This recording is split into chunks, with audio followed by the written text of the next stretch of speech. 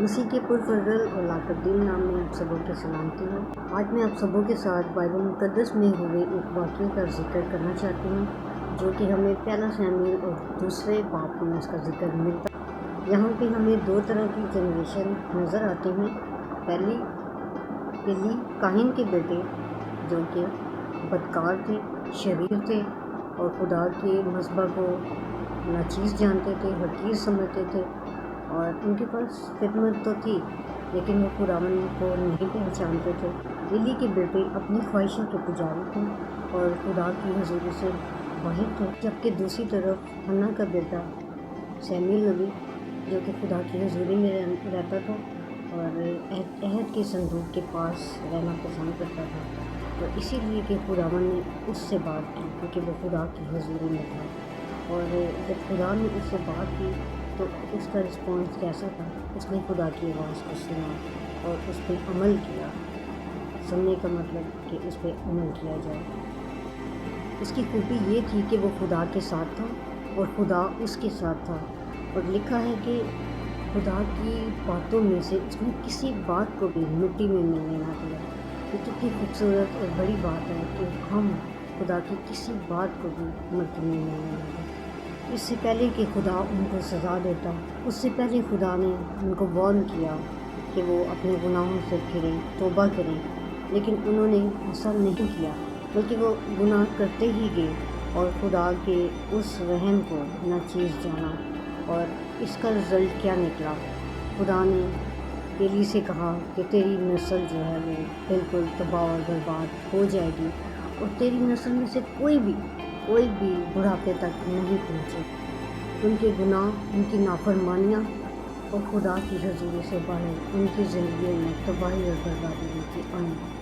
اور ایک دن ایسا ہوا کہ ایلی کرسی پر بیٹھا ہوا تھا اور اس کو خبر ملی کہ اس کے دونوں بیٹے مارے گئے ہیں، اور سب سے بڑا نقصان ان کا یہ ہوا کہ عہد کا صندوق ان سے چھن گیا، اور خدا کی حشمت ان کی زندگی سے جاتی۔ ایلی نے جیسے ہی سنا کہ خدا کی حضوری جا چکی ہے، عہد کا صندوق چھن چکا ہے،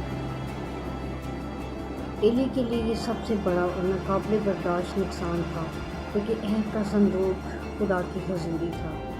اور جب اس نے یہ سنا تو وہ گرا اور اس کے گردن کی ہڈی ٹوٹ گئی اور وہ اسی وقت مر گیا۔ آج ہم بھی کلام کے عیسائیوں میں اپنی نسلوں کا، اپنے بچوں کا، اپنے خاندانوں کا جائزہ لیں۔ ہم کون سی کیٹیگری میں آتے ہیں؟ ایلی کے بچوں کی طرح ہیں یا پھر شمویل نبی کی طرح؟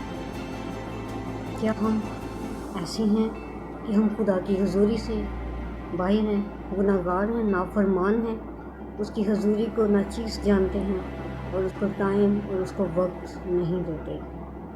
کہیں ہم میں سے ایسے تو نہیں ہیں جو صرف اور صرف اپنی خواہشوں کے، اپنی مرضیوں کے پجاری ہیں؟ ہم اپنی خواہشوں کے قیدی ہیں، ہم ان کے غلام۔ عہد کے صندوق کا ہونا خدا کی حضوری کا ہونا تھا، اور یہ مسیح خداوند کو پیش کرتا ہے۔ آج کل چرچز بند ہیں، اس کا مطلب یہ نہیں کہ خدا کی حضوری نہیں ہے۔ خدا کا کلام فرماتا ہے کہ ہم اس کا مقدس ہیں۔ تو آج ہم جو اس کا مقدس ہیں، کیا ہمارے اندر خدا کی حضوری ہے؟ خدا کا پاک روح کام کر رہا ہے؟ اس کی مرضیاں ہیں، یا ہم نے اپنے اندر اپنی ہی خواہشوں کے بت بنا رکھے ہیں، اپنی ہی مرضیوں کے بت بنا رکھے ہیں؟ اگر ایسا ہے تو یاد رکھیے کہ ہم جسمانی موت تو ہے ہی، لیکن روحانی اور ابدی ہلاکت کا بھی شکار ہو جائے گا۔ ہم یسوع مسیح میں ہوتے ہوئے اب ہم اس کا مقدس ہیں، جہاں پہ اس کی فرما برداری، اس کا بیر اور اس کی حضوری ہونی چاہیے۔ آئیے میرے عزیزوں، کہیں دیر نہ ہو جائے۔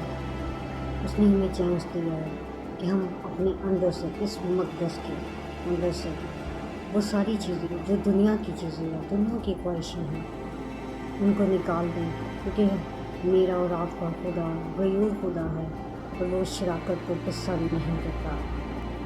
شاید ہم نے اپنی زندگی میں بہت سی ایسی چیزوں کو خدا کی جگہ دے رکھی ہے، آئیں ہم سب وہ بت توڑ دیں تاکہ ہم اپنے آپ کو، اپنے خاندانوں کو، اپنے بچوں کو، اپنی نیو جنریشن کو ایسی تباہی سے بچا سکیں جو ایلی اور اس کے بیٹوں کی ہوئی۔ یسوع مسیح نے فرمایا تم مجھ سے جدا ہو کے کچھ نہیں کر سکتے۔